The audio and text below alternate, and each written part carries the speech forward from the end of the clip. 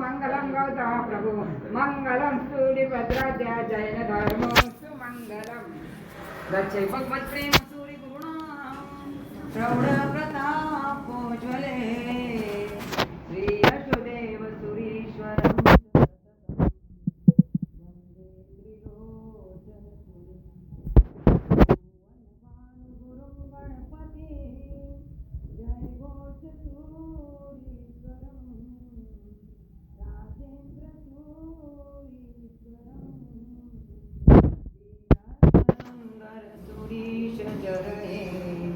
नित्यं प्रणामोस्तुते श्री अभिषेकर सुरीश चरणे नित्यं प्रणामोस्तुते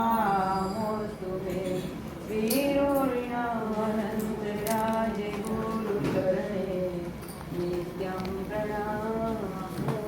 क्या गया वस्तु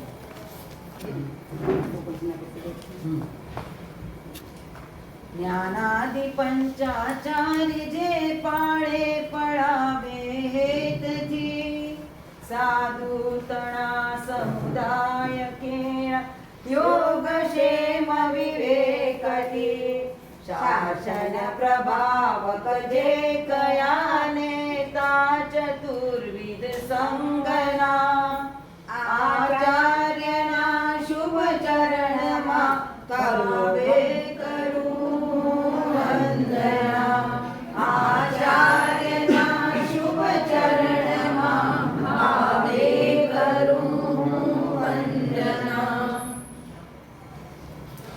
शाश्वती ओली का आज तीसरा दिन और नवपद बहुत ही जबरदस्त पर्युषण पर्व होते हैं।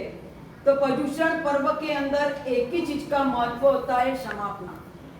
लेकिन नवपद एक ऐसी शाश्वती होली है कि जिसके अंदर 9 दिन अलग अलग वेराइटी आती है और 9 दिन की अलग अलग वेराइटी के अंदर देव तत्व की उपासना हो चुकी। देव तत्व अपने पूरे हुए। अब आज अपन गुरु तत्व के अंदर प्रवेश कर रहे। गुरु तत्व यानी आचार्य भगवान। અને आचार्य भगवंत यानी क्या, तो क्या शासन की स्थापना परमात्मा तीर्थंकर परमात्मा करते हैं, अरिहंत परमात्मा करते हैं, लेकिन शासन को चलाने का काम कौन करेगा, तो आचार्य भगवंत करते हैं। आचार्य भगवंत यानी क्या, तो क्या छद्मस्त गुरु ही ये शासन पूरा चलाने की धुरा उनके पास में होती है। सही में बोलो, भगवान स्थापना करे और चलाने के लिए दूसरे को क्यों देते, छद्मस्त को क्यों देते, कारण क्या। अरिहंत परमात्मा स्थापना करते, स्थापना करने के बाद वो तुरंत इमीडिएट दूसरे को चलाने की पूरी धुरा उनके हाथ में दे देते। ये चलाने का काम छद्मस्त का है, अरिहंत तीर्थंकर परमात्मा का क्यों नहीं है, कारण क्या।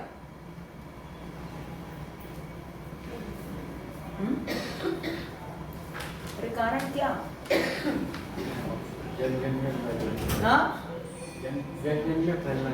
तो अरिहंत तो जन जन में फैले हुए। नहीं बिल्कुल नहीं, लेकिन एक ही कारण कि अरिहंत परमात्मा करुणा के एकदम महासागर है। तो करुणा के महासागर किसी के राग द्वेष वगैरह कुछ नहीं देखेंगे और छद्मस्त हो गए वही अपनी गलती निकाल सकते हैं। इसके लिए आचार्य अरिहंत परमात्मा तीर्थ की स्थापना कर देते हैं और बाद में आचार्य भगवंत को यानी के सुधर्मा स्वामी जी को पाठ सुप्रत कर दी। केवल ऐसे में बोलो, पहले शिष्य कौन थे, महावीर स्वामी भगवान के प्रथम शिष्य कौन थे, गौतम स्वामी। गौतम स्वामी को न देते हुए सुधर्मा स्वामी को क्यों दिया, आयुष्य छोटा था, केवल ज्ञान की प्राप्ति बातें छोटा ही समय था और ये लंबे समय तक ये पाठ परंपरा चलती रहे। इसके लिए सुधर्मा स्वामी जी को सौंपने में आई और इसके लिए आचार्य भगवंत को तीर्थंकर तुल्य गच्छाचार पयन्ना के अंदर आचार्य को किसकी उपमा दिए, तो के तीर्थंकर तुल्य है। आणि ये तीर्थंकर तुल्य आचार्य भगवंत के लिए बोला गया कि आचार्य भगवंत क्या करते हैं तो के पंचाचार पाले पलावे, पंचाचार का पालन खुद भी करते हैं, दूसरे को भी करवाते हैं और दूसरे क्या है तो के सहायक जितने भी आचार्य भगवंत है वो हर एक को सहायक बनते हैं। सहायक यानी पंचाचार पालने के लिए सहायक बनते हैं। और दूसरे नंबर में है प्रोत्साहन, दिन प्रतिदिन वो प्रोत्साहन यानी प्रोत्साहन देते ही रहते और आगे बढ़ने का काम। और इसके लिए शास्त्रकार भगवान कहते हैं कि देव तत्व की उपासना करना आसान है लेकिन छद्मस्त गुरु की उपासना करना बहुत मुश्किल। क्यों? कारण देव तत्व किसे में बोलो, अधिक से अधिक अपन परमात्मा के पास ज्यादा जल्दी जाना पसंद करते हैं या गुरु के पास जाना पसंद करते हैं? किसके पास? गुरु के पास। हाँ, गुरु के। नहीं, देखना जितने भगवान के मंदिर में आते हैं, परमात्मा की पूजा करने के लिए जितने आते हैं, परमात्मा की सेवा भक्ति करने के लिए जितने आते हैं, उतने सही में बोलो गुरु भगवान के पास पहुंचते? अरे उतने आते नहीं आते?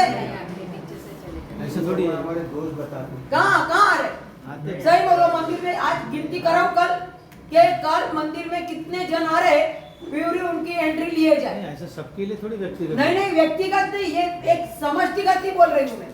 समष्टिगत के अंदर जितने मंदिर के अंदर आते हैं, कल एंट्री लेते अपन, सही में बोलो आज यहाँ लगभग 50, 55, 60 जितने बैठे हुए मंदिर में 50, 55, 60 जितने ही आते हैं कि उससे अधिक आते हैं? डबल की डबल। हाँ, उससे ज्यादा आते हैं ना। तो मंदिर में जाना पसंद करते हैं लेकिन गुरु भगवान के पास आना पसंद नहीं करते ये पसंद नहीं करते ऐसा नहीं बोल सकती हूँ, लेकिन आते नहीं है। कारण क्या? भगवान कुछ नहीं बोलते। हाँ, ये कि भगवान कुछ बोलते नहीं है, इसके लिए जाके भक्ति करके बाहर निकल जाओ, फिर कोई लेना देना अपने को क्या है। और गुरु के पास जाएंगे, गुरु पूछेंगे पूजा किया आपने, रात्रि भोजन करते हो, जमी कर खाते हो, फिर आप अम्बिल करो। हाँ, ये क्या अम्बिल करो? नहीं बोला गुरु आईना दिखा रहे। हाँ, तो मुझे यही कहना है कि ये अपने को पसंद नहीं पड़ता कि भाई गुरु बार बार अपने को, अरे आप ये आज एक काम करो, आप 9 बजे की होली चालू है, लीलोत्री मत खाओ, ये कौन बोलेगा? भगवान बोलेंगे या रिप्रेजेंटेटिव बोलेंगे? गुरु महाराज। हम भगवान के रिप्रेजेंटेटिव कौन है? तो भगवान कुछ नहीं बोलते, गुरु महाराज बोलते, वो हम फॉलो भी तो करते हैं। हाँ, एक मैंने फॉलो किया, कल अम्बिल बोला तो मैंने अम्बिल किया, क्योंकि इतने साल के अंदर मैंने कभी अम्बिल नहीं किया और इस चौमासे के अंदर दूसरा अम्बिल मैंने किया। आखिरी आज भी कर ये आखिरी है? नहीं कल वापरा ही नहीं उन्होंने। वो बोले सिद्धि तब आसान है। सिद्धि तब की याद आ रही थी। वही मुझे यही कहना कि अपने जीवन के अंदर एक निश्चित रूप से क्यों पंचसूत्र के अंदर भी बहुत बढ़िया शब्द दे दिया, गुरु चैव परम संयोगो। गुरु चैव परम संयोग। परम संयोग यानी परम यानी अरिहंत परमात्मा। परम यानी अरिहंत परमात्मा का संयोग कराने वाले कौन है? तो गुरु है। गुरु वो पुल है, गुरु अपने को यहाँ से वहां पर्यंत परमात्मा तक पहुंचाते हैं, लेकिन फिर भी अपने को गुरु की आराधना या गुरु की भक्ति करने में अपने को क्यों आनंद नहीं आता है? तो एक ही कारण है कि गुरु छद्मस्त है और गुरु के दोष कहीं ना कहीं अपने को दिखते हैं। गुरु के दोष अपने को दिखते हैं, वो गुरु के दोष दिखते हैं इसके लिए मन में। और ये क्यों होता है? कभी कभी होता है कि गुरु के प्रति सद्भाव तो बहुत है, गुरु के प्रति सद्भाव होते हैं, लेकिन फिर भी उनके दोष क्यों दिखते हैं? तो एक ही कारण है कि सद्भाव यानी इस समय में अपन ने उत्पन्न किया है, लेकिन संस्कार यानी गलत देखने का संस्कार अपना अनादिकाल के से चल रहा है। गलत देखने का संस्कार अपना दृष्टि अनंत काल से अपनी चालू है। इसके लिए अभी भले चाहे सद्भाव खड़ा किया, लेकिन उसके प्रति एक अपना भाव और अनुराग प्रकट होना चाहिए। वो अनुराग प्रकट क्यों नहीं होता है? उसके पहले बोला है कि आचार्य भगवान, और इसके लिए तो बोला है कि पूज्यता जैसे जैसे जैसे जैसे बढ़ती है वैसे वैसे पवित्रता टिकाना बहुत मुश्किल है। पूज्यता जैसे जैसे जैसे जैसे आगे बढ़ती है वैसे वैसे पवित्रता टिकाना बहुत मुश्किल है। और वो पवित्रता को टिकाते हुए आचार्य भगवान हर एक व्यक्ति को आगे बढ़ाने का प्रयास करते हैं। हर एक व्यक्ति जितने भी उनके आसपास में आते उनको आगे बढ़ाने का प्रयास करते हैं। इसके लिए तो परम पूज्य गुरुदेव भुवन भानु सुरेश्वर जी महाराज साहेब ने एक नौपद की स्तुति की, बहुत बढ़िया रचना की। અને बहुत बढ़िया रचना करने के बाद उन्होंने बोला, आचार्यो छे जिन धर्मना दक्ष व्यापारी सुरा। आचार्यो छे जिन धर्मना दक्ष व्यापारी सुरा। आचार्य यानी क्या? तो कि आचार्य भगवान ऐसे होते हैं, दक्ष व्यापारी यानी व्यापार के अंदर वो इतने काबिल रहते हैं कि कहाँ किसको कैसे लेना, कैसे घुमाना, व्यापारी को कैसे समझाना। सही में बोलो, सेल्समैनशिप कैसी होती है व्यापारी की। अने बराबर वो सौदा इतना मजबूत बना के रखता है कि बराबर वो आगे आगे बढ़ते ही जाता है। तो ऐसे व्यापारी के अंदर जैसे दक्ष व्यापार होता है, वैसे आचार्य भगवान के ऊपर अंदर भी ऐसे दक्ष व्यापारी यानी कि कौन से व्यक्ति को किस प्रकार आराधना दूंगा तो वो आराधना के अंदर आगे बढ़ेगा। ये किसके पास होता है? आचार्य भगवान के पास होता है। और ये भुवन भानुश्री महाराज साहब ने बहुत बढ़िया लाइन एक आचार्य भगवान के लिए लिखी, जीना धर्मना दक्ष व्यापारी सुरा। दक्ष व्यापारी कौन है? तो क्या आचार्य भगवान थे। और वही आचार्य भगवान के लिए बोला गया है कि आचार्य भगवान तो खुद तो पंचाचार का पालन करते हैं, दूसरे को करवाते हैं, सहायक बनते हैं और प्रोत्साहन देते हैं। हर एक बार प्रोत्साहन देते जाते और आज प्रोत्साहन देते आज आप तक या मेरे तक जो धर्म पहुंचा है वो सही में बोलो एक परंपरा चली। અને वही परंपरा से अपने पास ये धर्म पहुंचा। અને इसके लिए तीर्थंकर परमात्मा के तुल्य बोला गया। आचार्य भगवान को किसकी उपमा दी? तीर्थंकर तुल्य। ने तीर्थंकर तुल्य यानी तीन चीजें मिली आचार्य को, तीन चीज तीर्थंकर के तरफ से मिली। पहले नंबर में पाठ मिला, दूसरे नंबर में पाठ मिली, पाठ मिली और तीसरे नंबर के अंदर है शक्ति पाठ मिला। पाठ यानी वचन, परमात्मा के वचन मिले। पाठ यानी परमात्मा के वचन मिले। तीर्थंकर के तरफ से आचार्य भगवान जब आचार्य पदवी ग्रहण करते हैं, आचार्य पदवी ये एग्जाम है ना, इसके लिए आप मुझे बार बार बुलाओ, नहीं तो हमारे से जाने दो।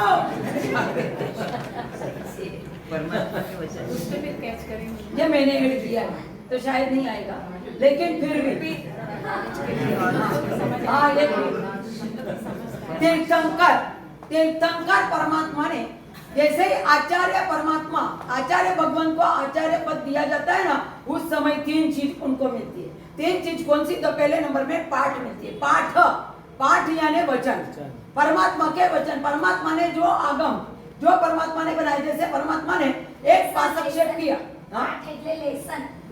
लेसन बोलो, वचन बोलो, कुछ भी बोलो, परमात्मा ने पाठ दिया। लेसन है ना इंग्लिश शब्द थोड़ा अपन परमात्मा का है। ये परमात्मा के वचन मिले और ये परमात्मा के वचन, परमात्मा जो जो जो जो बोला वो परमात्मा ने उनके ऊपर एक वास्तक्षेप किया और तुरंत उनके पास ये वचन आ गए। बाद में आए पाठ। पाठ यानी सुधर्मा स्वामी की पाठ। सुधर्मा स्वामी की पाठ किसको सौंपने में आई? तो आचार्य भगवान को सौंपने में आई। और तीसरे नंबर के अंदर क्या दिया गया? तो क्या पाठ यानी क्या? तो शक्ति पाठ। ऐसा शक्ति पाठ किया आशीर्वाद देके कि भाई आप बस ये धर्म की दूरा परंपरा आप आगे बढ़ाते ही जाना।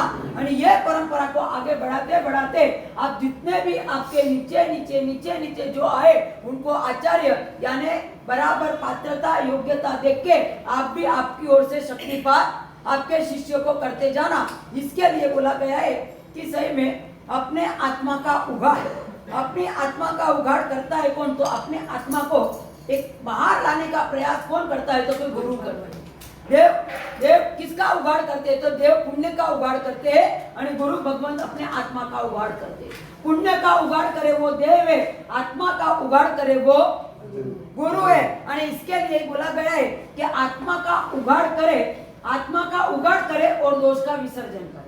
दोष का विसर्जन करेगा, सही में बोलो, परमात्मा दोष का विसर्जन करेंगे अपना? परमात्मा अपने दोष का विसर्जन नहीं करेंगे। जो आप दोष का सेवन करते होगे और यहाँ आके आप बोलोगे तो तुरंत आपके कोई ना कोई दोष आपसे में बोलो। कई बार कितने लोग ऐसे सरल होते हैं ना कि आके भले चाहे जो भी पाप किया होगा तुरंत आके बोल देते हैं, महाराज साहब ये पाप हुआ, अभी क्या करना चाहिए, अब क्या करूं मैं, हो गया, गलती हो गई। कभी तो कभी है ना आप कान भी पकड़ लेते हो कि हाँ महाराज साहब गलती हो गई। तो मुझे ये कहना है कि ये क्या है? तो ये सब कुछ अपनी गलतियां कहाँ दिखानी है, तो गुरु भगवान के पास अपनी गलतियां दिखाते रहना है। अरे वो है गुरु भगवान के, इसके लिए बोला है कि धर्मी किसको बोला गया। आप सुख का इनकार करो तो आप धर्मी नहीं हो, आप दुख का स्वीकार करो तो भी आप धर्मी नहीं हो, आप धर्म का सत्कार करो तो भी आप धर्मी नहीं हो। क्या बोला? आप सुख का इनकार करो तो भी आप धर्मी नहीं, आप दुख का स्वीकार करो तो भी आप धर्मी नहीं, आप धर्म का सत्कार करो तो भी आप धर्मी नहीं। धर्मी आप कब? तो शास्त्रकार भगवान कहते हैं कि पाप का त्याग करो तो ही आप धर्मी। पाप का त्याग अपने जीवन के अंदर आएगा तो ही अपन अपने जीवन के अंदर धर्मी बन सकते हैं। और वो ही धर्मी बनने के लिए शास्त्रकार भगवान कहते हैं कि किसके पास जाना है, तो क्या आचार्य भगवान। अपने सिर के ऊपर कोई ना कोई आचार्य यानी गुरु कोई भी हो सकते हैं, तो गुरु कोई ना कोई अपने सिर के ऊपर होना चाहिए। क्यों गुरु होना चाहिए? और इसके लिए बोला है, बहुत अच्छी बात दिखाई कि बिगड़े हुए केस को सुधारे उसको वकील बोलते हैं, बिगड़े हुए केस को सुधारे उसको वकील कहते हैं, लेकिन केस को बिगड़ने ही नहीं दे उसको वकील कहते हैं। केस को बिगड़ने ही नहीं दे उसको वकील कहते हैं। सही में बोलो, अपने को वकील की जरूरत है या वकील की जरूरत है? वकील। आचार्य भगवान ऐसे रहते हैं कि केस को बिगड़ने ही नहीं देते, चाहे कुछ भी हो, लेकिन उसको कहीं ना कहीं कैसे भी किसी प्रकार को उसको किस तरीके से आगे बढ़ाना है, किस तरीके से उसको पाप से छुटकारा करवाना है, ये सब कौन कर सकता है? वकील कर सकते हैं। और इसी प्रकार वकील को अपने को देना है कि सही में बढ़ाने। आचार्य के पास 36 गुण होते हैं। आचार्य के जीवन के अंदर कितने गुण बताए? 36 गुण। 36 गुण मालूम है आपको कौन से? आज 36 प्रदक्षिणा दे दी, जो भी ओली जी कर रहे उन्होंने 36 प्रदक्षिणा दे दी, 36 साथिया कर लिया, 36 उसके ऊपर कुछ जड़ा भी दिया आपने, कौशक भी आप 36 प्रोगस का कर लोगे। लेकिन ये तो एक बाह्य आराधना हुई, लेकिन अभ्यंतर आराधना अपने जीवन के अंदर क्या होनी चाहिए? तो आचार्य भगवान के अंदर 36 गुण कैसे कौन से होते हैं वो आपको जानकारी है?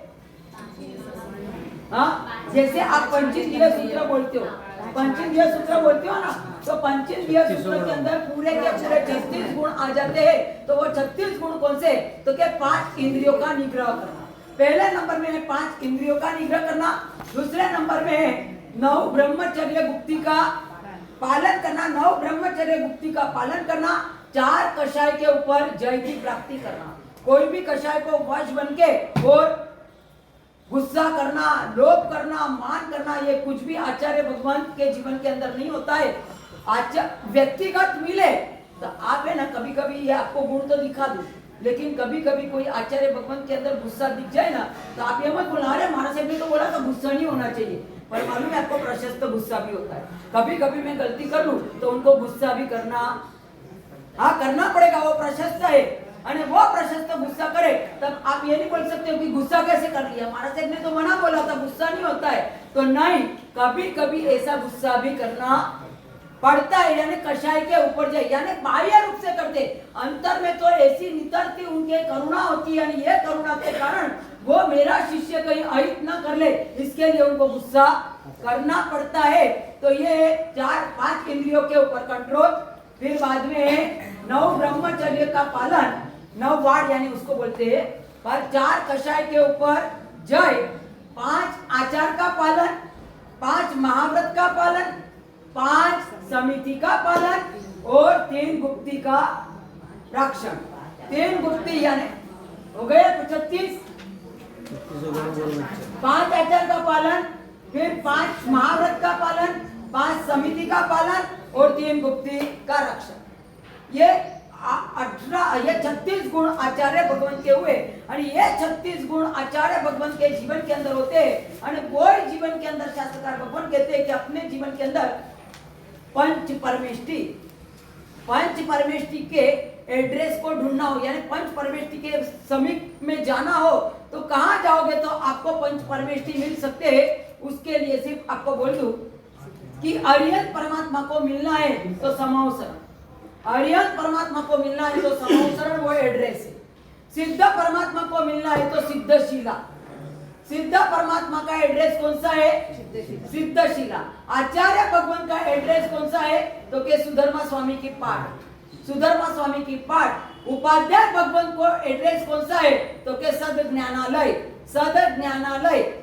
ज्ञान के अंदर ही इतने डूबे हुए रहते हैं उपाध्याय भगवान कि उनको आगे पीछे कुछ नहीं, पर ज्ञान बस लेना है और देना है, लेना है और देना है। ये बात उपाध्याय भगवान के जीवन के अंदर होता है। इसके लिए सद ज्ञानालय અને સાધુ ભગવાન का एक बार बोला ना, क्या शब्द बोले?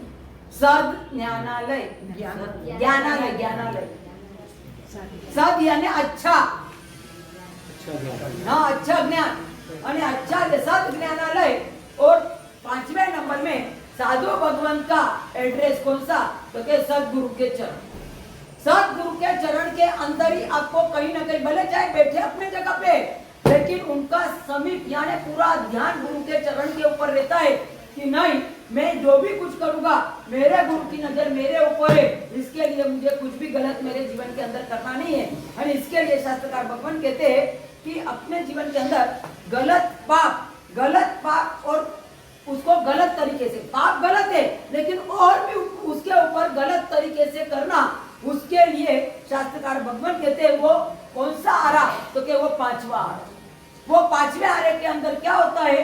तो गलत तो चीज करते हैं लेकिन उसको गलत के ऊपर वापिस तरीका बिल्कुल गलत, और भी गलत उसके ऊपर गलत लाना। तो उसके पीछे के आप बोलोगे हमारे साथ गलत के ऊपर गलत तरीका कैसा हो गया? कौन सा ये चीज कौन सी है?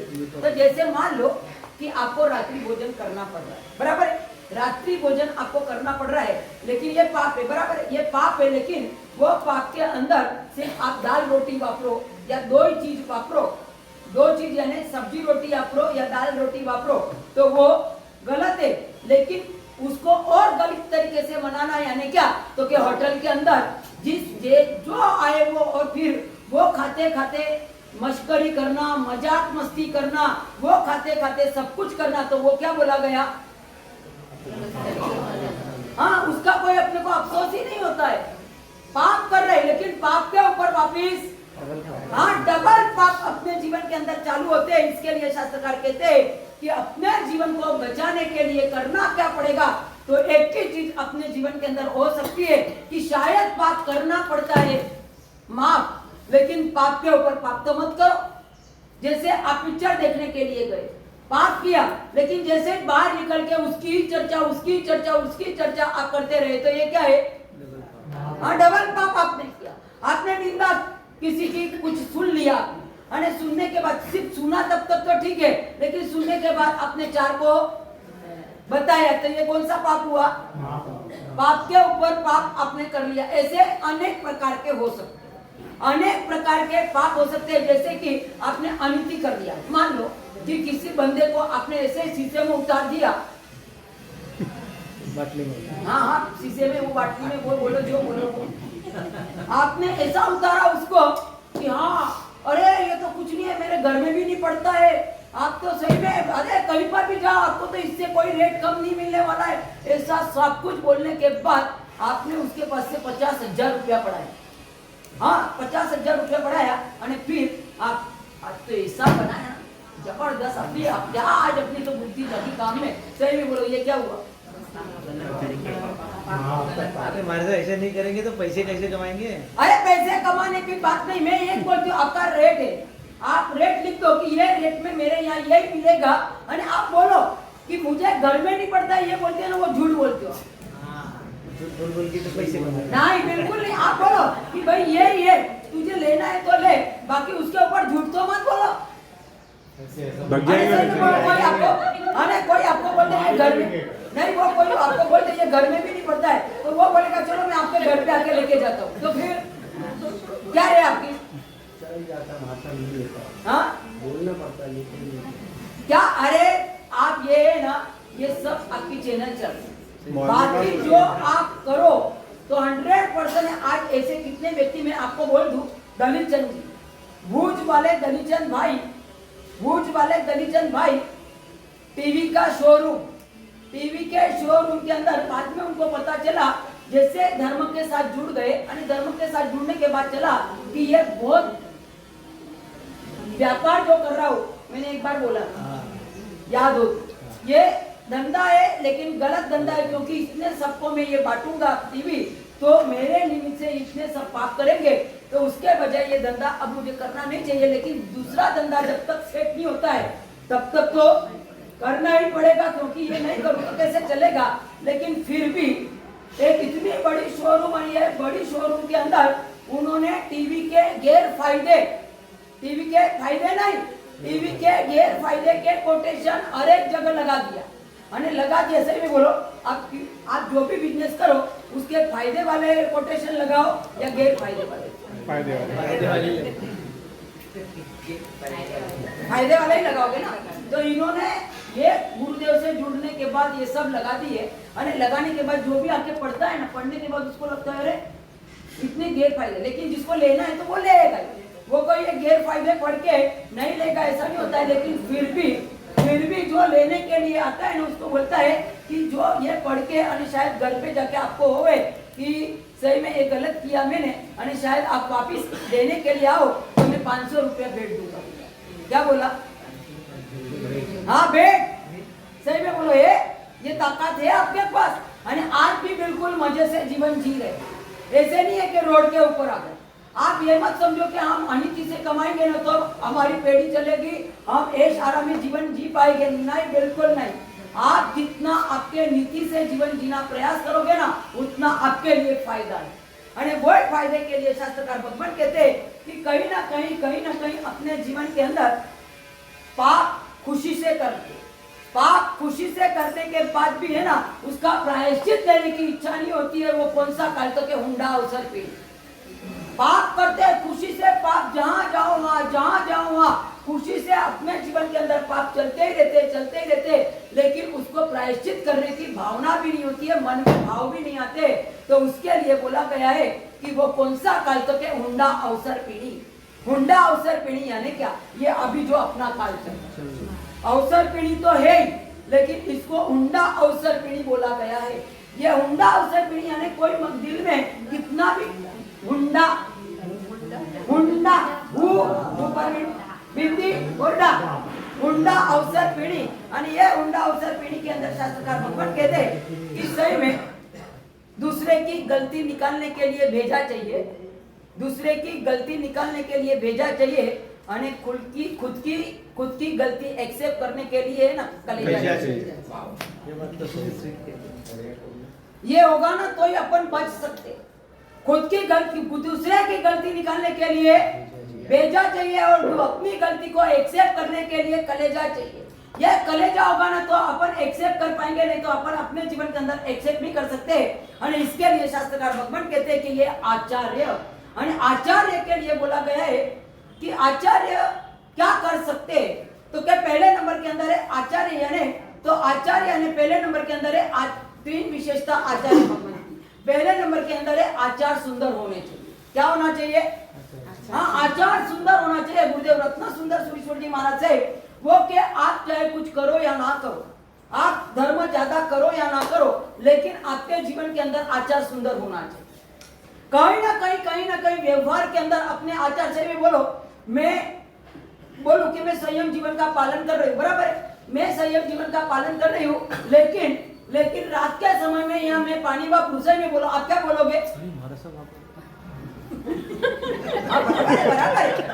बराबर है, ये रिएक्शन रहेगा। हाँ यही, अरे बिल्कुल अपने को मार से बोलते हैं। सही में मुझे पता है कि कोई देख नहीं रहा है, और इसके लिए हमारे यहाँ बोला है, मालूम है, आचार की सुंदरता के लिए हमारे यहाँ है ना शास्त्र में लिखा हुआ है कि चूने का पानी होता है ना, चूने का पानी कारण से रखना पड़ता है।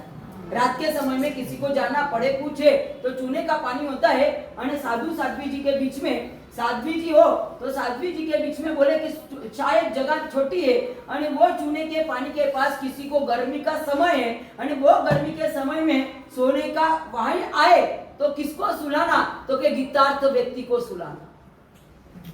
किसको? गीतार्थता यानी क्या, तो के जिसको बिल्कुल संयम जीवन का एकदम रग के अंदर बिल्कुल भरा हुआ है, ऐसे व्यक्ति को वहां सुलाना। कमजोर व्यक्ति को सुलाओगे, शायद गर्मी हो और गर्मी के सीजन के अंदर प्यास लगी है, और तब लगता है कि लाओ ना ये पानी तो पड़ा है मैं पी लूं, ऐसा भाव उसको आना नहीं चाहिए, इसके लिए वहां सुलाना भी नहीं। रात के समय उसको वहां सोने के लिए संथारा भी नहीं देना, यहाँ तक का हमारे यहाँ ध्यान रखा हुआ है। इसके लिए बोला है कि आचार सुंदर होना चाहिए। आचार यानी पंचाचार, जो पंचाचार अपने जीवन के अंदर आचार्य भगवान के जीवन के अंदर होते हैं, वो आचार की सुंदरता के कारण वो खुद तो पंचाचार का पालन करवाते, लेकिन अनेक जीवों के ऊपर भी ऐसा प्रभाव पड़ता है, और वो प्रभाव पड़ने के कारण आचार्य भगवान के पास निकट जाते समय और अपने जीवन के अंदर धर्म के अंदर आगे बढ़ने का प्रयास करते हैं। तो वैसे आचार्य भगवान गुरुदेव रत्न सुंदर सुरीमार से के आचार देख लो आप, कितने आज इतनी किताबें, आज 500 भी किताब लिख रहे, उसके पहले कितनी लिखा गई है, लेकिन फिर भी वो पैर में पड़ी हुई है। इतनी लिखने के बाद भी आचार की सही में बोलो, रात्रि के समय लाइट में एक भी अक्षर लिखना नहीं, वो नियम है। रात्रि के समय में एक भी शब्द लिखना नहीं, लाइट के उपयोग में मुझे एक भी प्रकाश का उपयोग मुझे लेना नहीं है लाइट का, ये आचार की सुंदरता। सही में बोलो, क्या नहीं, कितना टाइम रोज का लगभग वांचन 100 पन्ने का वांचन करते, 100 पन्ने तो किताब पढ़ते हैं, 100 पन्ने की किताब भले कितने भी पन्ने हो, लेकिन 100 पन्ने तो मुझे पढ़ना ही पढ़ना, ये उनका संकल्प। ये पढ़ने के बाद पूरे शासन की धुरा संभालना, शिष्य परिवार को संभालना, और वो संभालने के बाद वापिस इतना साहित्य का सर्जन करना, और वो साहित्य का सर्जन कोई भी लाइट के प्रकाश में नहीं, जैसे भुवन भानु सुरेश्वर जी महाराज से क्या आचार की सुंदरता थी, मालूम है आप? आचार की सुंदरता यानी कितनी जबरदस्त आचार की सुंदरता पूज्य गुरुदेव भुवन भानु सुरेश्वर जी महाराज के जीवन के अंदर, कि कहीं अपन चलते हैं और चलने के बाद शायद ऊपर दृष्टि करके चले ना, तो गुरुदेव तत्काल टोक दे, संयम जीवन में इलिया समिति का पालन करके चलो। ये एक भाव गुरुदेव के मन के अंदर थे। अरे एक चश्मा भी लेते थे ना, चश्मा भी लेते थे, तो रात के समय में चश्मा निकाल के रखा है, वापिस सुबह लेके चश्मा लगाना है, तो उसको पूंजते थे और बाद में वो चश्मा लगाते। ये आचार की सुंदरता गुरुदेव के जीवन के अंदर थी। तो ये आचार की सुंदरता गुरुदेव रत्न सुंदर श्रीमान से एक ही बात हमको भी कहते हैं कि आचार की सुंदरता आपके जीवन के अंदर, दूसरी कोई आप तपस्या करो या ना करो, आप त्याग जीवन के अंदर आगे बढ़ो या ना बढ़ो, लेकिन आचार की सुंदरता होनी चाहिए, ये उनका एक गोल था। अरे यही गोल के कारण पूज्य यशोदेव श्री महाराज से भी बोलते थे कि मुझे दीक्षा देना आता है तो दीक्षा लेना भी मुझे आता है, रजोवरण मुझे देना भी आता है तो मैं रजोवरण ले भी सकता हूँ। क्यों? कारण एक ही है कि जो आपने दीक्षा के अंदर गड़बड़ की तो उसी दिन में आपका रजोवरण ले लूंगा। हाँ, गुरुदेव यशोदेव श्री महाराज की ये ताकत थी। तो मुझे आपको कहना है कि अपने गलत प्रभाव में जितना भी गलत करूं, उसे में बोलो आपको भी गलत प्रभाव पड़ेगा या नहीं पड़ेगा? पड़ेगा कि नहीं पड़ेगा? तो इसके लिए भी कम से कम आचार की सुंदरता जीवन के अंदर होना बहुत जरूरी है। दूसरे नंबर के अंदर विशेषता है विचार की निर्मलता। विचार इतने निर्मल होना चाहिए कि कहीं ना कहीं विचार, सही में बोलो, आप बिल्कुल अकेले बैठे हो और आप ऐसे बैठे हो और वहां से कोई व्यक्ति जा रहा है, आपको कोई पूछ ले कि आपने विचार क्या किया, सही में आप बिंदास बोल सकते हो, अच्छे होगे तो आप बोल दो। पर आपके मन के अंदर गलत चलते हुए विचार आप किसी को बता सकते हो? नहीं। यानी विचार की निर्मलता जितनी हो सके उतनी विचार की निर्मलता अपने मन के अंदर होनी चाहिए। जैसे चंड रुद्राचार्य के शिष्य, आप देख, चंड रुद्राचार्य जी बहुत गुस्सा, इतना जबरदस्त गुस्सा था, अरे वो गुस्से के कारण है ना, जितने भी साधु उनके शिष्य थे वो आगे के रूम के अंदर बैठते थे, वो बिल्कुल पीछे के भाग में वो बैठते थे। कारण एक ही कि मुझे कहीं ना कहीं छोटा कुछ होता है, गड़बड़ होती है, मुझे गुस्सा आ जाता है, तो ये गुस्सा आना नहीं चाहिए, इसके लिए एकदम पीछे के रूम में बैठते थे। और उस समय मजाक मस्ती करने वाले, दोपहर का समय था, शांति, नीरव शांति थी। और वो नीरव शांति के समय में है ना, 5 युवक वर्ग उपाश्रय के अंदर प्रवेश किया। उपाश्रय के अंदर प्रवेश तो कर लिया, लेकिन उन्होंने बोला गुरुदेव आचार्य भगवान कहाँ है? तो क्या काम है, आप यहीं कर लो। नहीं, आचार्य को ही मिलना है, आचार्य को ही मिलना है। एक ही बात करी तो भाई अब आचार्य को ही मिलना है तो वो पीछे है। गए वहां, वंदन किए, અને वंदन करने के बाद जिसकी कल शादी हुई है, हाथ के मिंडल भी खोले हुए नहीं है, અને ऐसे 4-5 लड़के, सिर्फ एक लड़के की शादी हुई, उसके साथ उसके 4 फ्रेंड आए हुए, અને उन्होंने बोला कि गुरुदेव इसको दीक्षा लेना है। अब देख रहे कि हाथ मंडे हुए, मिंडल भी हाथ में बंधा हुआ है, और ये मजाक मस्ती तो नहीं है, लेकिन गुरुदेव ने 1 बार 2 बार 3 बार पेशेंस रखा, फिर लेकिन बार बार ये 4 लड़के इतनी मजाक मस्ती में आ गए, और मजाक मस्ती में आने के बाद उन्होंने बोला गुरुदेव इनको दीक्षा लेनी है, और गुरुदेव है ना सीधे पाट पे से खड़े हुए, ये चंड रुद्राचार्य जी, और वो लड़का जो था ना जिसकी शादी हुई थी उसको बराबर पकड़ लिया, और पकड़ने के बाद सीधा थड़ा लोच कर दिया, फटाफट वहां की मां लोच कर दिया, ने जैसे ही लोच हुआ, लेकिन क्या एक शालीनता, क्या विचार की निर्मलता ये लड़के के अंदर, ये योगी युवक के अंदर, एक शब्द भी वो नहीं बोला, एक शब्द का उच्चारण नहीं किया, और उसने लोच तो करवा लिया, चारित्र का वेश भी पहन लिया, संयम के वस्त्र भी पहना दिए, और ये 4 लड़के तो भग गए, इसको वहां लपेटा के वो 4 भग गए, और भग के बाद में ना शाम का समय होने आया था। अब उसको लगा कि इतना बढ़िया ये चारित्र जीवन तो मुझे दे दिया है गुरुदेव ने इतना चारित्र जीवन तो बढ़िया दे दिया है, लेकिन जैसे ही इसकी खबर जो घर पे मिल जाए तो निश्चित रूप से है कि पूरा परिवार यहाँ भागते हुआ आएगा और गुरुदेव को गाली ही देगा, दूसरा कुछ नहीं करेगा। सही में बोलो क्या करेंगे? अरे क्या करेंगे? हाँ, सही में बोलो, कोई लड़का उठा के भाग जाए तो, आपकी बेटी को कोई लड़का उठा के भाग जाए और कोई गुरु लेके भाग जाए, दो में रिएक्शन कहाँ आएगा? अरे बोलो, अरे गुरु लेके भाग जाए या कोई लड़का लेके भाग जाए, आपका रिएक्शन कहाँ? लड़का लेके भाग जाएगा तो बोलेंगे बोलो मत किसी को। हाँ बोलो मत किसको, गुरु लेके गए तो गांव में ढिंडोरा, पूरा गांव में ढिंडोरा हमारा नाम से पिटोगे। अरे देखे ना कैसे मानस है, चेली के भूखे लेके उठा के चले गए, ये अरे होगा ना तो पूरे समाज को इकट्ठा करके बाहे पे बाहे चढ़ाने के लिए मेरे पास आओगे? हाँ? क्या नहीं?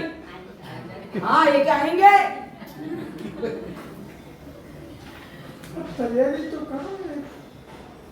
आपके यहाँ से ही चालू करूं?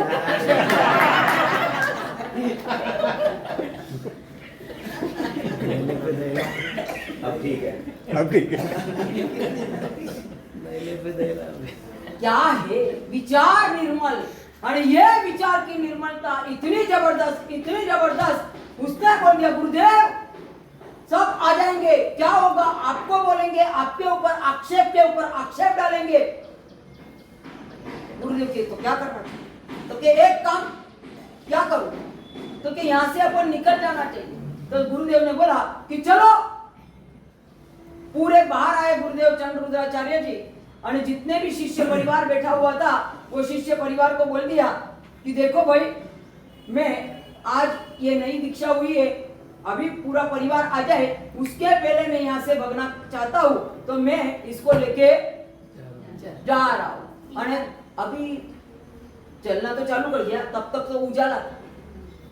तो उजाला था, लेकिन जैसे ही अंधेरा हुआ, अब दिखता थोड़ी है, जहां वहां कहीं गड्ढे में पैर पड़ा, कहीं पत्थर के ऊपर पैर पड़ा, ऊंचा नीचा हो रहा था।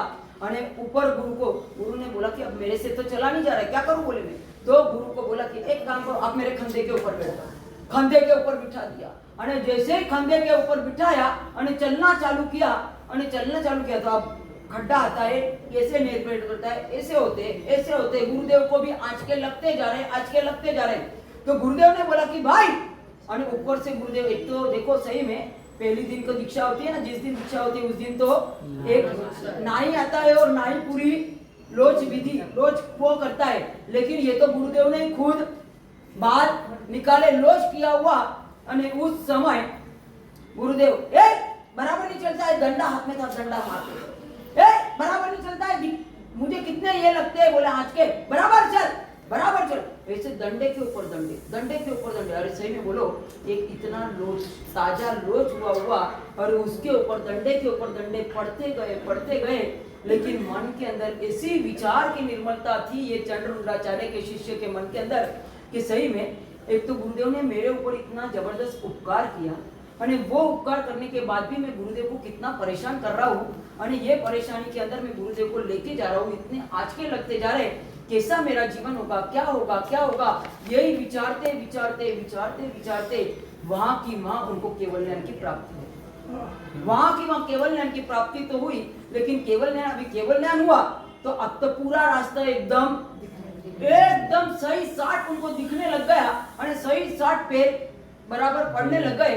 और अभी लगा क्या रहे, गुरुदेव ऊपर बैठे बैठे सोच रहे कि अभी तक तो गड्ढे में पैर जा रहा था, कहीं जा रहा था, और ऊंचा नीचा हो रहा था, और अभी तो बिल्कुल सही 60 चल रहा है, आखिर क्या है बोले। तो गुरुदेव ने बोला हाँ डंडा पड़ा ना इसके लिए सही 60 चल रहा है बोले। तो कैसे सही 60 अब चल रहा है, तो कि गुरुदेव आपकी कृपा, मेरी कृपा बोले कैसी मेरी कृपा, तो कि बस गुरुदेव आपकी कृपा से मुझे अब सब दिखाई दे रहा है। चंद्ररुद्राचार्य माँ की वास्तव तो बाप रे बाप, मेरी कृपा से इसको दिखाई दे रहा है, यानी क्या, तो कि क्या दिखाई क्या दे रहा है, तो कि बिल्कुल उजाला ही उजाला है, इतना उजाला है कि मुझे कहीं अंधेरा लग ही नहीं रहा है, पैर इतने सही 60 पड़ते जा रहे, तो कैसे दिख रहा है, तो कि बस के प्रतिपाती है क्या अप्रतिपाती, के अप्रतिपाती यानी कभी आया हुआ जाएगा नहीं, ऐसा ज्ञान प्राप्त हुआ। और तुरंत चंद्ररुद्राचार्य को लगा कि बाप रे बाप, इनको केवल ज्ञान हो चुका है और मैं इनके खंडे के ऊपर फटाक वहां से छलांग लगाई और नीचे कूद पड़े। जैसे ही नीचे कूद पड़े और कूदने के बाद शिष्य के चरणों में गिर गए, तो मैं केवल ज्ञान की आशा न मैंने की है, सही में मेरा क्या होगा। और वो करते करते आगे बढ़े, मुझे आपको कहना है कि ये दिखाई क्यों दिया, तो ये शिष्य आपकी कृपा से मुझे दिखाई दिया। मुझे ये कहना है कि क्या विचार की निर्मलता होगी, कोई साधु भगवान के पास रहे नहीं, कुछ नहीं होते हुए भी ये भाव के अंदर, ये विचारधारा के अंदर ये साधु भगवान ये शिष्य चला। और इसके लिए शास्त्रकार भगवान कहते हैं कि आचार्य कैसे हो सकते, आचार की सुंदरता होनी चाहिए, दूसरे नंबर में विचार निर्मल होने चाहिए। विचार की निर्मलता ये चंद्ररुद्राचार्य के शिष्य के जीवन के अंदर विचार की निर्मलता थी। और तीसरे नंबर के अंदर एक वातावरण पवित्र चाहिए। आचार और विचार ये हमारी खुद की मालिकी है, आचार और विचार ये हमारी खुद की मालिकी है, लेकिन वातावरण वो एक ग्रुप की मालिकी होती है, ग्रुप की मालिकी होती है। ग्रुप के अंदर जितना वातावरण अच्छा होगा, जैसे आपके परिवार के अंदर भी वातावरण अच्छा होगा, तो आपका बेटा बिगड़ नहीं सकता है, बराबर है, आपका बेटा बिगड़ नहीं सकता है। लेकिन आपके घर का वातावरण ही जैसे वैसे, जाना रात को भी जा सकते हो, कभी भी आप आ सकते हो, ये घर है या धर्मशाला है, धर्मशाला में व्यक्ति कभी भी आ सकता है, कभी भी रुक सकता है, नहीं कभी भी बाहर जा सकता है, लेकिन घर के अंदर तो संविधान होना चाहिए। वातावरण यानी वातावरण की पवित्रता से में बोलो, आज हम अच्छे हैं, वो हमारी खुद की कोई ये नहीं है, खुद का बड़प्पन नहीं, खुद की बहादुरी नहीं है, लेकिन ये वातावरण अच्छा मिला तब जाके हम अच्छे हैं आज। नहीं तो वातावरण जो मुझे भी गलत मिल सकता था, तो 100% है हम भी गलत हो सकते थे। और इसके लिए बोला है संयुक्त परिवार में रहना बहुत ही अच्छा है। संयुक्त परिवार में रहोगे ना, एक दो रहो, कौन पूछने वाला, कौन देखने वाला, कौन कुछ करने वाला, कुछ नहीं, हम साथ में रहते हैं। इसके लिए तो बोला है हमारे गुरु महाराज आनंद कीर्ति श्री जी महाराज से ने एक ही कि जितने भी आपको बैठना है सबको एक साथ में बैठना है, कहीं एक अलग जाके बैठेंगे नहीं। ठीक है, कुछ कारण है बैठना पड़ता है, तो गुरु की आज्ञा लेके बैठना, गुरु की नजर अपने ऊपर पड़े ऐसे बैठना, बाकी अलग बैठना नहीं जाके। सही में बोला, आपके बेडरूम के अंदर आप अकेले होते हैं, आपका बेटा अकेला होता है उसके रूम के अंदर, सही में बोलो वो क्या कर रहा है क्या नहीं कर रहा है आप देखने के लिए जाते हो। आपके बेटे बेटी बेडरूम के अंदर अकेले हो, वो क्या कर रहे हैं वो, सही में पहले के जमाने के अंदर तो है ना, पहले के जमाने के अंदर एक सिर्फ ड्राइंग रूम में ही एक टीवी होता था, एक ड्राइंग रूम में टीवी होता था, कोई रूम में टीवी भी नहीं होता था। अब तो टीवी तो जाने दो, मोबाइल के अंदर पूरा सेट है, सब कुछ, अभी कुछ आपको बाहर देखने की जरूरत ही नहीं है, मोबाइल के अंदर है। आपको लगता है कि मेरा बेटा सो गया है, बिल्कुल ओढ़ के ऐसे सोता है और अंदर मोबाइल चालू होता है। सही में बोलो, कभी आपने ये देखा? देखने जाने के लिए भी दरवाजा खटखटा के जाना पड़ता है।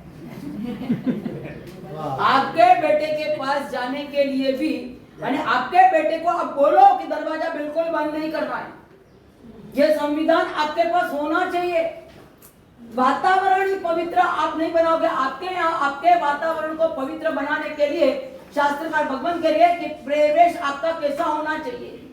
जितना प्रवेश आपका अच्छा होगा, विचार इतने अच्छे आएंगे, उतने आचार का पालन आप अच्छे से करोगे। लेकिन ये क्या यार, आपके यहाँ के रही हुई बहू है या बेटी है, कुछ समझ में नहीं आता है।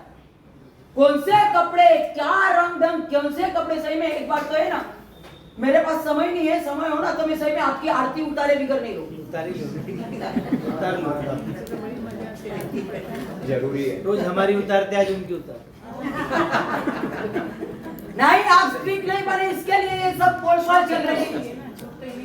हाँ, क्यों छूट दी आपने कि जैसे वैसे कपड़े, सही में कभी कभी तो है ना, आपके घर के अंदर आते हैं ना, तो हमको लगता है कि हम सावधान नहीं रहे ना तो निश्चित रूप से हमारा भी पतन होने में कोई ज्यादा लंबा समय नहीं लगेगा। हमारे लिए तो कम से कम आप लोग है ना, आपके जीवन के अंदर वस्त्र परिधान के अंदर कंट्रोल रखो। आपके बेटे बेटी को जिस प्रकार के कपड़े पहनना है आपने छूट दे दी। कोई भी कपड़े, आप जींस पहन लो, शॉर्ट पहन लो, जो पहनना है वो पहन लो, क्या है ये? अरे आपके घर में जब आते हैं ना तब लगता है हमको कि सही में हम कहाँ आ गए, नरक में तो नहीं आ गए ना। क्या आपका पहरवेश? आज बता दूं मैं आपको कि एक घाटकोपर के अंदर रहे हुए बिंदिया बहन जाओ, एक बार मिलो, तो आपको लगे कि वास्तव में क्या जीवन जी रहे। ये बहन अपने जीवन के अंदर साड़ी के अलावा भले चाहे कोई कितना भी, मालूम है आपको कितनी कंट्रियां घूम के आए बहन, एक कंट्री नहीं कितनी कंट्रियां जाके आए। अरे जाने के बाद भी वहां इतने फ्रेंड सर्कल के जाते, फ्रेंड सर्कल के साथ जाते, सब जन ड्रेस पहनेंगे, लेकिन ये बिंदिया बहन कभी भी ड्रेस नहीं, बिल्कुल साड़ी ही पहनी हुई, साड़ी ही पहन के। मैंने उनको बोला एक दिन, मैंने बोला कि आप रात को भी साड़ी ही पहनते हो? बिल्कुल महाराज साहब, मैंने गाउन वगैरह नाइट ड्रेस कोई मेरे घर में मैंने नहीं लिखा है। बोले साड़ी यानी साड़ी, कंपलसरी साड़ी। भले चाहे जितनी भी मेरी मजाक मस्ती, चाहे कोई कितना भी कर ले, बाहर कंट्री में घूमने जाऊं तो भी मेरा पहरवेश यही साड़ी ही रहेगा। मेरे से बड़े बड़े जितने भी है वो हर एक व्यक्ति बोले महाराज साहब ड्रेस पहन के गए थे। कितने लोग ने मुझे बोला कि अरे तू क्या है, बोले साड़ी क्या पहनती है, ड्रेस पहन लेती ना ही, मैं नहीं पहनूंगी तो नहीं पहनूंगी। अरे क्या एक शालीनता भरा व्यवहार मैंने उनका देखा है।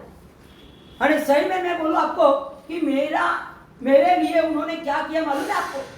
मेरे लिए वहां प्रवचन देती थी, यानी प्रवचन अच्छे से हो और महाराज साहब आपकी तबीयत एकदम अच्छे से रहे, आपका मानसिक स्तर भी अच्छे से रहे, इसके लिए महाराज साहब उस दिन से उन्होंने चालू किया है, रोज वस्त्र गरम की नौकर वाली सिर्फ मेरे लिए गिनते थे, एक वस्त्र गरम की नौकर वाली। अरे जब भी शायद समाचार आते हैं ना तो क्या महाराज साहब आपका स्वास्थ्य तो ठीक है ना? मैं बिल्कुल ठीक है, अभी भी मेरी नौकर वाली चल रही है। यानी कितने साल हुए मालूम है आपको? 7 साल हो गए हमारे चौमासा को, लेकिन 7 साल से लगातार आज वत्स गरम की नौकर वाली गिन रही। क्या श्राविका का एक साध्वी जी के प्रति बलिदान है। आज कोई हमारे बलबूता के ऊपर हम जीवन नहीं जी रहे, ऐसे सबका कुछ न कुछ एक शुभ आशीर्वाद मिले तो जिसके कारण आज मजे से जीवन चल रहा है। मुझे आपको पूछना है कि ये वातावरण पवित्र रखने के लिए कम से कम आपके घर के अंदर होना चाहिए। इतने बड़े बड़े लड़के होने के बाद, इतनी बड़ी बड़ी लड़कियां होने के बाद भी आप नई जैसे कपड़े आप पहन के बैठते हो, सही में बोलो आपको है ना शर्म आनी चाहिए, शर्म कि क्या हम कर रहे हैं हमारे जीवन के अंदर। वातावरण जो इतना पवित्र आप पहनोगे, आपकी आई हुई बहू क्या नहीं पहनेगी। एक बार है ना घर में बड़ी ने छूट दी, अरे देखने के बाद बोला कि बेट आपके ससुर जी इतने उम्र वाले घर के अंदर है ना, आप ऐसे कपड़े पहन के बैठते हो। तो क्या महाराज साहब उन्होंने छूट दी, वो बोलते हैं मेरी बेटी है। बोले वाह वाह वाह, मैं क्यों बराबर है, बेटी है। अरे एक दिन ऐसे मन के भाव बिगड़े वो ससुर जी के बहू के पीछे लग गए। मुझे कहना है आपको क्या है,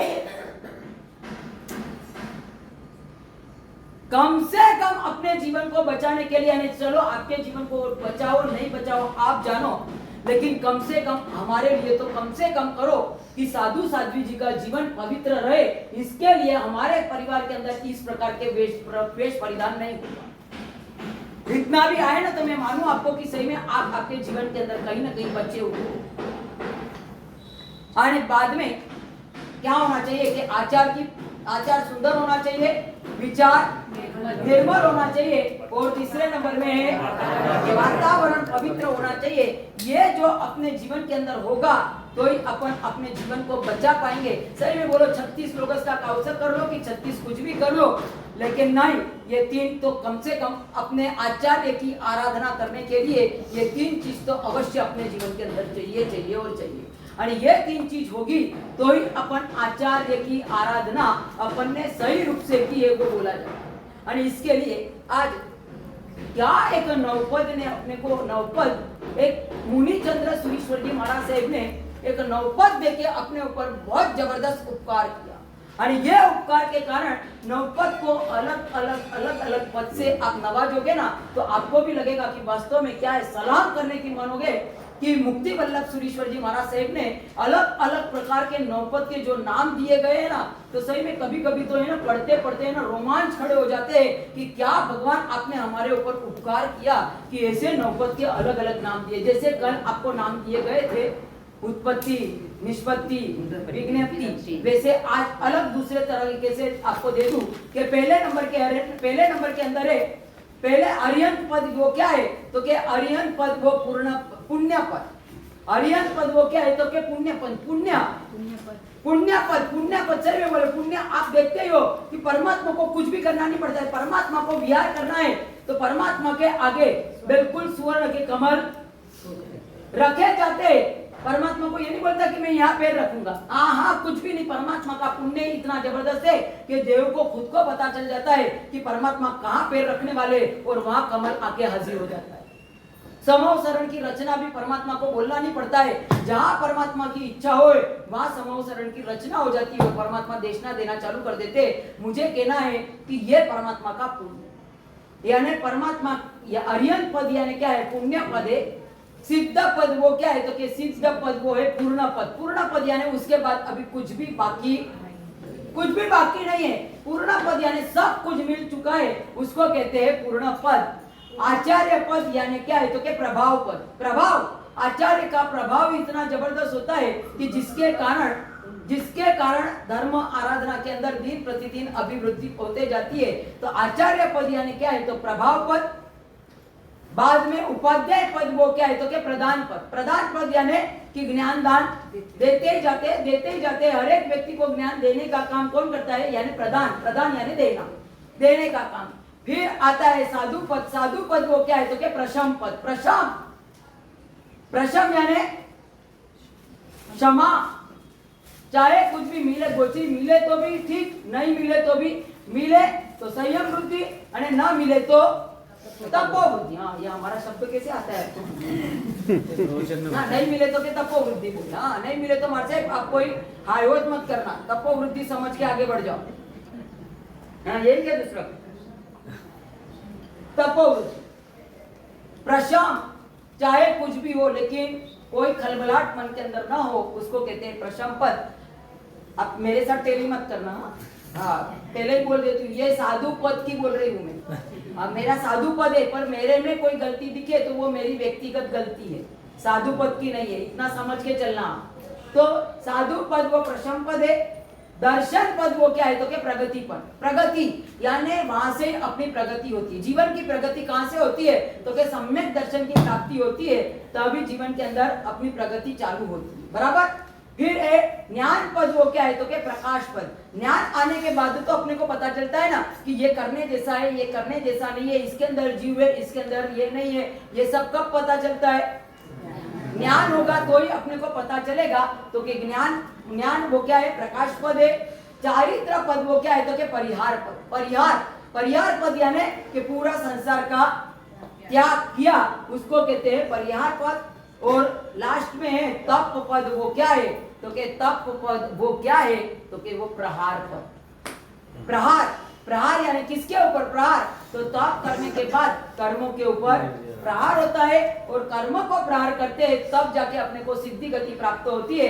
तो ऐसी सिद्धि गति को प्राप्त करने के लिए शास्त्रकार भगवान कहते हैं कि ये 9 पद अलग रूप से अपने जीवन के अंदर प्रवेश करे, उसके लिए जितना हो सके उतनी अपने जीवन के अंदर आगे बढ़ने का प्रयास हो। कोई चिन्ह नहीं कि कुछ बोला हो आत्मा का उगार नहीं बोला। बद्दू बोलाइए। हाँ? वर्ण पीळो केम छे? वर्ण पीला क्यों? वर्ण पीला, पीला वर्ण क्यों है? आचार्य है ना, आचार्य सुवर्णमय होते, आचार्य तीर्थंकर तुल्य बोले गए ना, तीर्थंकर तुल्य यानी कि सुवर्णमय, यानी सबको कंचन कंचन कंचनमय बना दे। इसके लिए सोने का वर्ण कौन सा होता है? पीला होता है, सुवर्णमय होता है। इसके लिए आचार्य का वर्ण कौन सा दिया गया है? पीला। हाँ? आने वाला नहीं है, जाने दो। कंचनमय यानी उनका जीवन, सुवर्ण किसको पसंद नहीं है? सही है, सुवर्ण किसको पसंद नहीं है? उंगली ऊंची कर। हाँ, सबको, ये सबको पसंद है, सबको पसंद है। हाँ, इनको पसंद नहीं, इन्होंने नहीं किया। पर एक भी व्यक्ति, लगभग ऑप्शन केस में आप हो गए, बाकी तो हर एक व्यक्ति को सुवर्ण पसंद है। चलो, आपको पहनना पसंद नहीं है, लेकिन तिजोरी में रखना, तो तिजोरी में रखना भी पसंद नहीं है। तो जितना है उतना मेरा है, लाना तो पसंद है ना, जितना है उतना मेरा है। पर नहीं लाना पसंद है। अभी श्राविका के लिए सीधी तक में सेट तो लाई, लाना पड़ता है, श्राविका को पसंद है तो चलो। कल जो अरिहंत पद का पेपर करा वो मैं आपको रिटर्न कर रही हूँ। आज आपको मुझे सिद्ध पद का देना है।